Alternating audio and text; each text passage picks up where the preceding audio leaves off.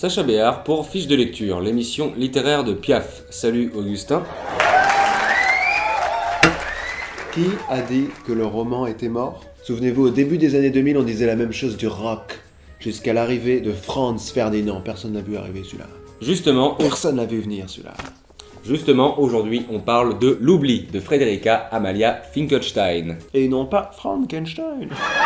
L'histoire d'Alma, une jeune femme qui aimerait oublier la Shoah, écoute Daft Punk et boit du coca.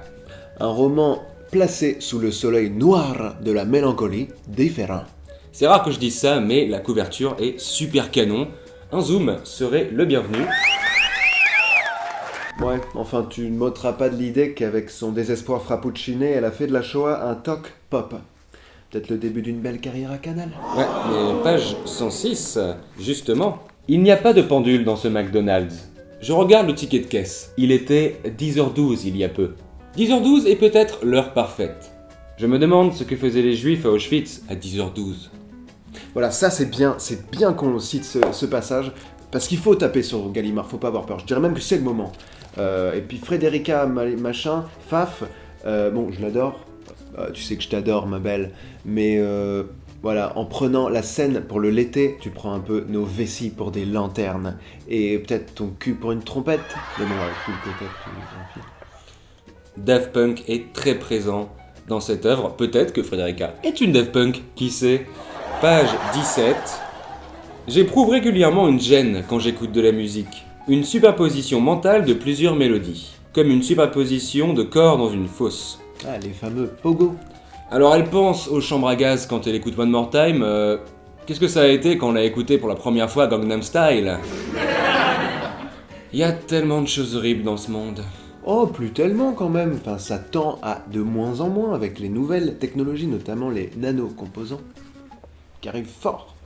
Et Faf ne s'y est pas trompé, qui écrit page 21, « Mes yeux s'arrêtèrent sur la page d'accueil du plus grand moteur de recherche du monde, hypnotisé par sa blancheur et par sa pureté. » Google. On n'avait pas compris, Captain Obvious. Va te faire enculer, fils de pute. On n'est pas au gibus. Je n'ai jamais rencontré une personne humaine aussi intense, que ce soit Tibet, Afrique ou ailleurs. C'est difficile de garder son objectivité quand on a affaire à une si jolie jeune femme, avec de très beaux cheveux. Et jolies épaules. Et de bien jolis yeux. Et en plus, elle a pile le nombre de seins préférés. Belle comme un cœur.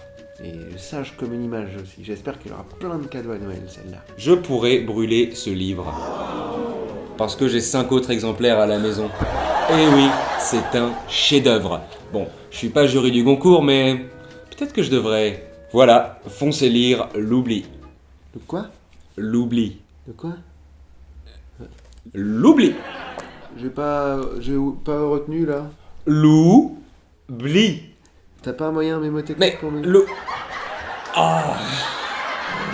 Et oui, si ce roman devait être adapté en comédie musicale, ce que je souhaite au plus vite, eh ben je mettrais directement aux manettes Monsieur Kamel Wally.